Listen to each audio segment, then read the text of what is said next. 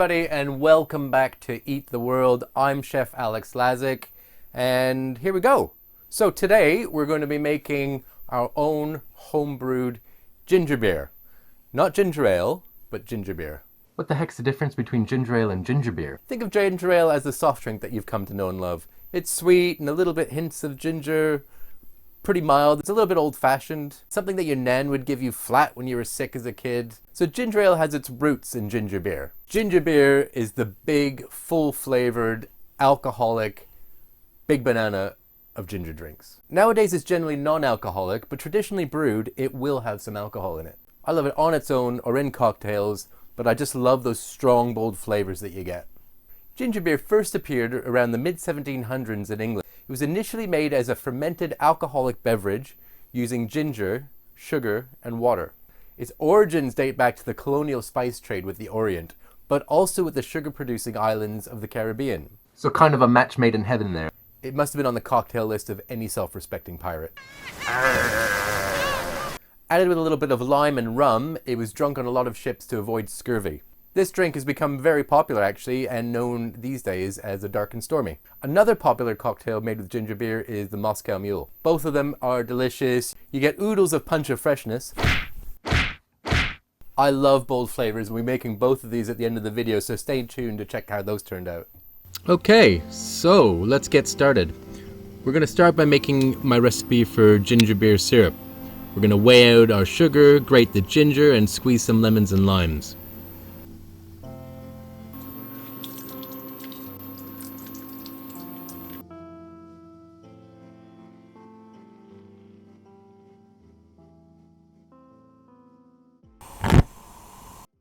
It's super easy. We're just going to add all of the ingredients into a pot and slowly simmer for about half an hour. Now make sure that everything you use that comes in contact with your ginger beer is sterilized, because we don't want to harbor growing any unwanted bacteria in our ginger beer. There's some great no-rinse sanitizers out there that you can use.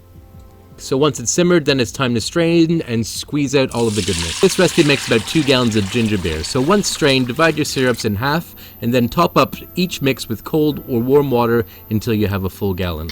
That's a ratio of 3 parts water to 1 part syrup, approximately. While you add water, you may need to vary the temperature of your water potentially. Cold water filtered from the tap should be good, but you want to have a target final temperature of between 20 and 25 degrees for the yeast to work its magic. I'm going to put aside a small amount of our mix to take a density reading to determine the final alcohol content. Once you've done that, rehydrate your yeast in some of the mix, add it to your batch and give it a good stir. Then it's time to fill up your gallon fermenter, put an airlock in. These airlocks are great to prevent nasties from getting in, and they allow the CO2 to escape that's produced. We can put them now in a warm place and forget about them for about 4 to 5 days. Meanwhile, let's take a spectrometer reading to tell us our original density of our ginger beer. This one worked out to be 1.060, which is a fantastic starting point. Take a final specific gravity reading. Then I decant it into a big bowl, add 1 ounce of sugar per gallon to give it a kick to produce some CO2 to carbonate it during the bottle conditioning stage, which is next. So plugging in our specific gravity reading into the Beersmith app, that tells us that our ginger beer is about 4% alcohol. Magic. Next we bottle. So once bottled, we can let it sit for another 4 days, and then our ginger beer is ready. Witness the beauty and majesty of opening our first magical bottle of ginger beer.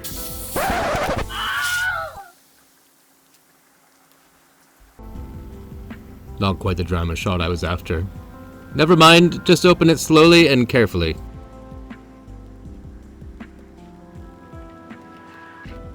Okay, so how did my ginger beer turn out? Well, let's have a look. It looks like ginger beer. It's got plenty of carbonation, which is what we want. It smells good. Through experience though, I know that it'll get a little bit better though.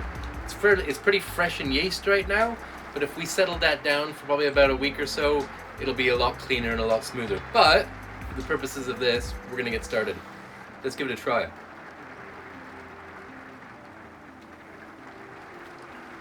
That is delicious. My first thoughts were, maybe it's a little bit too dry. I don't think so actually. But look at that. That is amazing. I think this is actually perfect. I don't like it too sweet, so this is good, and it's probably about 4% alcohol, like we know when we did our spectrometer readings. Let's make some cocktails. Okay, cocktail time. I love a Moscow Mule. It's so fresh and simple. It's typically served in a copper cup. We're going to muddle or bruise up our mint with the flat end of a cocktail spoon, or you could use a small rolling pin or a muddler, just to get those minty oils released. Time to add some ice. I got these funky diamond-shaped ice cube trays. I'll put a link for them down below. So we'll add some ice, then it's vodka time.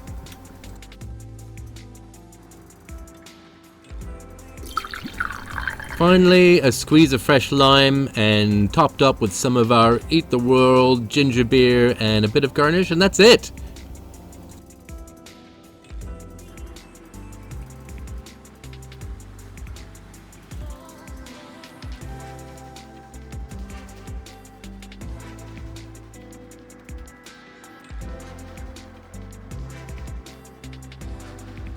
Next, it's time for the dark and stormy. This is a super easy and such a nice drink. I like it as a long drink, so we're going to get it loaded up with ice, give it a good few shots of rum, a nice squeeze of lime, and then topped up with our Eat the World patented ginger beer, garnished with a lime wedge, and let's enjoy. Trust me, these were amazing.